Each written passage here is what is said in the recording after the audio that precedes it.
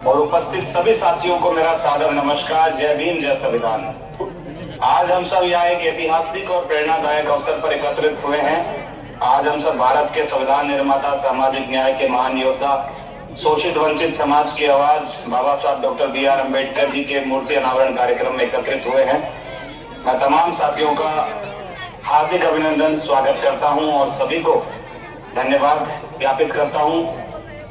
मंच पर बैठे, मंच के सामने तमाम मौजूद लोगों का अभिनंदन, स्वागत।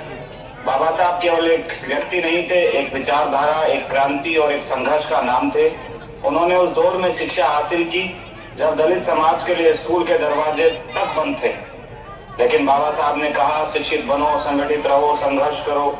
बाबा साहब ने हमें संविधान दिया जो समानता, स्वतंत्रता, बंधुत्व और न्याय पर आधारित है। आज जो यह मूर्ति अनावरण का कार्यक्रम है, बाबा साहब की मूर्ति लगी है, न केवल एक पत्थर की आकृति है। यह एक रोज याद दिलाएगी हमें, भारत तभी मजबूत बनेगा जब आखिरी पंक्ति में खड़ा व्यक्ति भी सम्मान से जीवन जिएगा।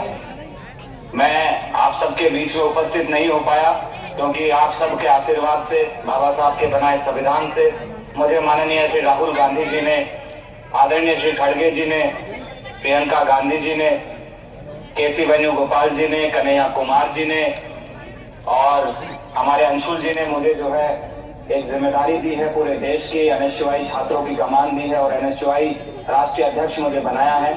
तो मैं तमाम सबका बहुत बहुत आभारी हूँ कि इतिहास में ये पहली बार हुआ है कि राजस्थान से आज मेरे जैसे आम परिवार से निकले एक साथी को, एक नौजवान को आज इतनी बड़ी जिम्मेदारी से नवाजा गया है। यह केवल मेरे और मेरे परिवार के लिए नहीं, ये संपूर्ण मेरे समाज के 36 कौम के लोगों के लिए गर्व की बात है कि हमने जो जमीन पे संघर्ष किया, हमने जो यात्रा जो है संघर्ष के साथ शुरू की, वो यात्रा सफल हुई और देश में सर्वोच्च पद जो है मुझे मिला। मैं आप सबका तहे दिल से आभारी हूँ। आप सब मेरे ऊपर अपना आशीर्वाद बनाए रखें। मैं भविष्य में मैं ये आपको विश्वास जताता हूँ कि मैं आपकी हमेशा अधिकारों की, हक की लड़ाई लड़ूंगा और न्याय की इस लड़ाई में मैं हमेशा आपको अग्रिम पंक्ति में खड़ा मिलूंगा। और मैं आप सबको आमंत्रित भी करना चाहूंगा कि 28 फरवरी को आपके बेटे का, आपके भाई का पदभार ग्रहण समारोह है और ये ऐतिहासिक होना चाहिए।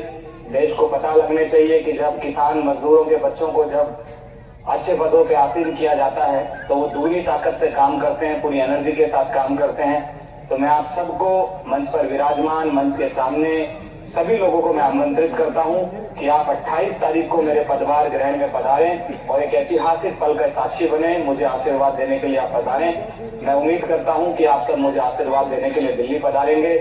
28 तारीख प्रातः 10 बजे रायसीना रोड, एनएसयूआई ऑफिस। अगर आप गूगल पे मैप पे जो है लोकेशन लगाओगे एनएसयूआई इंडिया ऑफिस, तो उसमें आ जाएगा। संसद से मात्र 200 मीटर की दूरी पे है, संसद जो भवन है उससे मात्र 200 मीटर दूरी पे मेरा ऑफिस है। मैं आपके आशीर्वाद के लिए लाइलाइट रहूंगा और फिर से आपको बहुत बधाई, बहुत सारी शुभकामनाएं। हम सबको बाबा साहब के संविधान को, उनके विचारों को जिंदा रखना है, इसके लिए काम करना है। मैं आप लोगों के बीच में नहीं पहुंच पाया, इसके लिए मुझे खेद है, लेकिन मैं आपको विश्वास दिलाता हूं मैं जीवन में कभी भी ऐसा कोई दोबारा कार्यक्रम बनेगा, मैं आऊंगा और आप लोगों का आशीर्वाद लेकर आगे बढ़ूंगा। आप सबने मुझे बोलने का मौका दिया, अपनी बात रखने का मौका दिया, मैं इसका बहुत बहुत तहे दिल से आभार प्रकट करता हूँ। जय भीम, जय संविधान, नमस्कार, धन्यवाद।